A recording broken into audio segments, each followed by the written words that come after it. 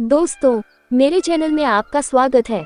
मैं रेशु हूँ। आज हम वैद्यनाथ धाम के जाने के अनुभव और कुछ पौराणिक कथाएं इस चैनल के माध्यम से चर्चा करेंगे। देवघर का प्रसिद्ध वैद्यनाथ धाम झारखंड राज्य में स्थित है और यह 12 ज्योतिर्लिंगों में से एक है। इसे बाबा वैद्यनाथ के नाम से भी जाना जाता है। वैद्यनाथ धाम से जुड़ी कई कथाएं हैं, जिनमें सबसे प्रचलित कथा रावण और भगवान शिव से संबंधित है। रावण की तपस्या और वरदान।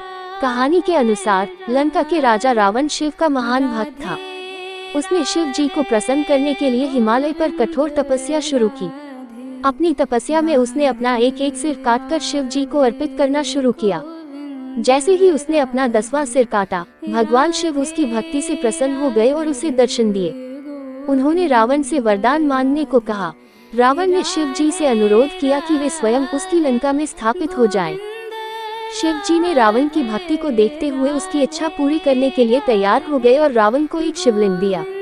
लेकिन उन्होंने रावण से कहा कि वह शिवलिंग को किसी भी हालत में रास्ते में धरती पर न रखे। अगर वह ऐसा करता है तो शिवलिंग वही स्थापित हो जाएगा और अचल हो जाएगा। रावण ये शिवलिंग लेकर लंका की ओर चल पड़ा। रावण को छल से रोकना।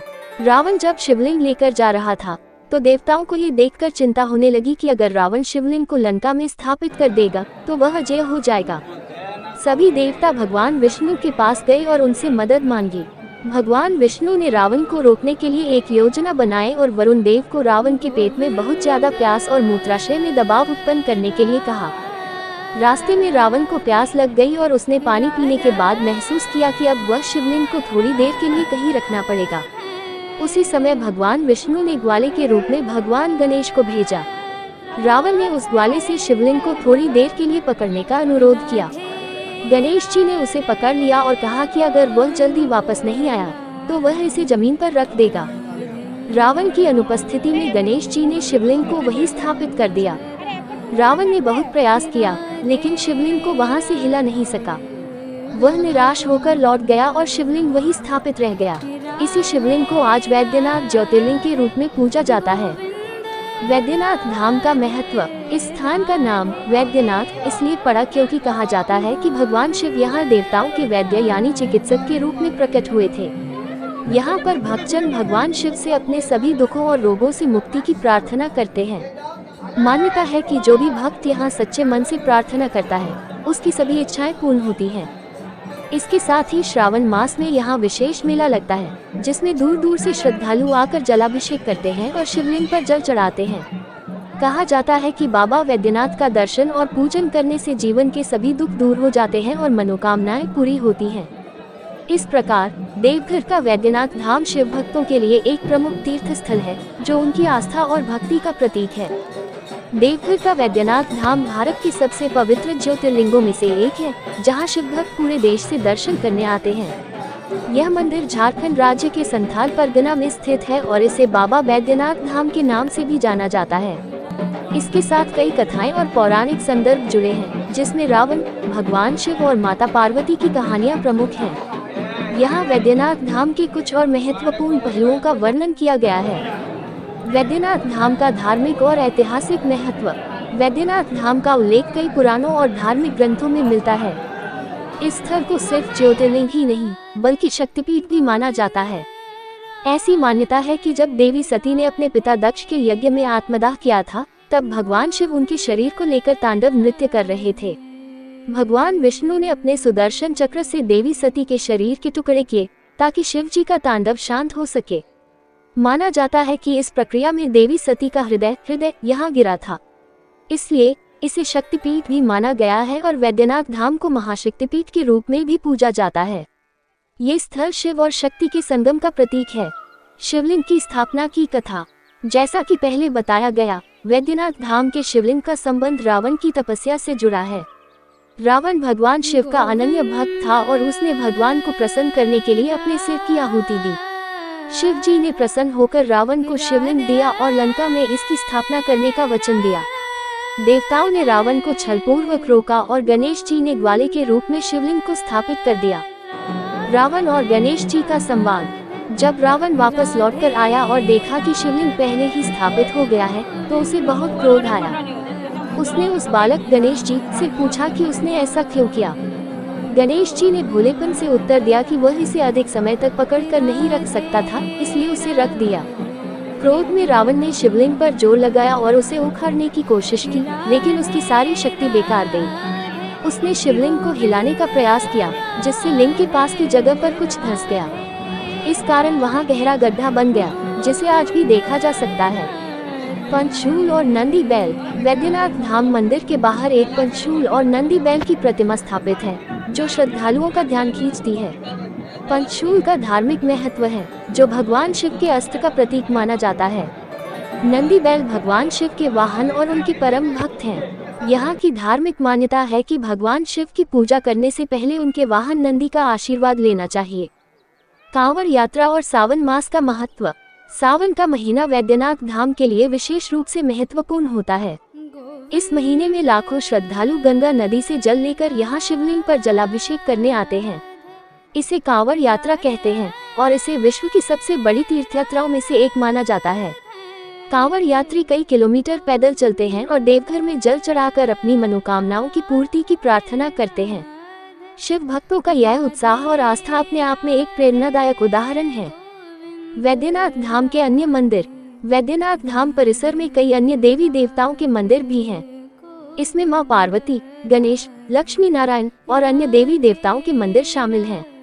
इसके साथ ही एक विशेष मंदिर है, जिसे माता पार्वती और भगवान शिव का विवाह स्थल माना जाता है। मान्यता है कि यहाँ भगवान शिव और माता पार्वती का पाणिग्रहण संस्कार संपन्न हुआ था। भक्तजन यहाँ आकर भगवान शिव और माता पार्वती से अपने वैवाहिक जीवन की सुख शांति के लिए प्रार्थना करते हैं। वैद्यनाथ धाम का वास्तुकला। वैद्यनाथ धाम का मंदिर स्थापत्य कला का अद्भुत उदाहरण है। इसका शिखरदार ढांचा और उकेरे गए चित्र मंदिर की सुंदरता में चार चांद लगाते हैं। मुख्य मंदिर का शिखर सोने की परतों से मढ़ा हुआ है, जो दूर से ही झलकता है। यह माना जाता है कि इस मंदिर का निर्माण लगभग 8वीं सदी में हुआ था और इसके स्थापत्य में प्राचीन भारतीय शिल्पकला का अनोखा मिश्रण देखने को मिलता है। मान्यता और आस्था। यह माना जाता है कि वैद्यनाथ ज्योतिर्लिंग की पूजा करने से सभी प्रकार की बीमारियों और कष्टों से मुक्ति मिलती है। शिवलिंग का नाम वैद्यनाथ इसलिए पड़ा क्योंकि भगवान शिव यहाँ वैद्य चिकित्सक के रूप में प्रकट हुए थे और सभी भक्तों की मनोकामनाएं पूरी करने का आशीर्वाद दिया था। भक्तजन यहाँ आकर अपनी बीमारियों से मुक्ति और स्वास्थ्य की कामना करते हैं। इस प्रकार देवघर का वैद्यनाथ धाम एक ऐसा धार्मिक स्थल है जहाँ शिव और शक्ति दोनों की उपासना होती है और जहाँ भक्त अपनी सभी इच्छाओं की पूर्ति के लिए आते हैं। शिव भक्तों के लिए ये स्थल श्रद्धा, आस्था और भक्ति का केंद्र है, जो उनकी आत्मा को शांति और शक्ति प्रदान करता है। आज हम वैद्यनाथ धाम के जाने के अनुभव, वहाँ की सुंदरता और कुछ पौराणिक कथाएं इस चैनल के माध्यम से चर्चा करेंगे। वैद्यनाथ धाम का धार्मिक महत्व और इसकी ऐतिहासिक पृष्ठभूमि भी हमारी बातचीत का हिस्सा होगी। यहाँ के दर्शन करने से मिलने वाली शांति और आस्था के बारे में भी हम बात करेंगे। इसके साथ ही हम इस धाम की विशेषताओं और वहाँ के महापूजन की प्रक्रिया पर भी चर्चा करेंगे। आशा है कि आप सभी इस यात्रा में हमारे साथ जुड़ेंगे और इस पवित्र स्थान के बारे में जानने का आनंद लेंगे। वैद्यनाथ धाम की विशेषताएं। 1. ज्योतिर्लिंग। ये स्थान 12 ज्योतिर्लिंगों में से एक है। यहाँ स्थित शिवलिंग का विशेष धार्मिक महत्व है और इसे विशेष रूप से भक्ति और आस्था के प्रतीक के रूप में पूजा जाता है। 2. शक्तिपीठ। वैद्यनाथ धाम को शक्तिपीठ भी माना जाता है क्योंकि यहाँ देवी सती का हृदय गिरा था। ये स्थान शक्ति और शिव के मिलन का प्रतीक है।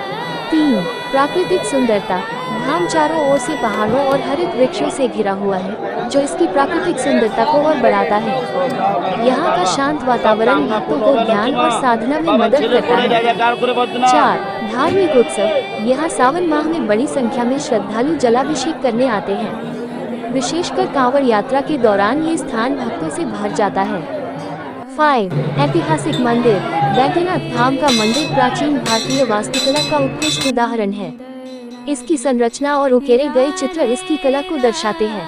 6. आधुनिक सुविधाएं। यहाँ पर भक्तों के लिए कई प्रकार की सुविधाएं उपलब्ध हैं, जैसे ठहरने के लिए धर्मशालाएं, खाने पीने के लिए स्थानीय भोजनालय और मंदिर में पूजा के लिए आवश्यक सामग्री। 7. अन्य मंदिरों का समूह। वैद्यनाथ धाम परिसर में अन्य देवी देवताओं के भी मंदिर हैं, जैसे माता पार्वती, गणेश जी और लक्ष्मी नारायण। 8. समुदाय का एकता। यहाँ आने वाले भक्त विभिन्न समुदायों से होते हैं, जिससे एकता और भाईचारे की भावना का विकास होता है। इन विशेषताओं के कारण बैद्यनाथ धाम केवल एक तीर्थ स्थल नहीं है, बल्कि आस्था और भक्ति का केंद्र भी है, जहां लोग अपने मन की शांति और सुख की प्राप्ति के लिए आते हैं।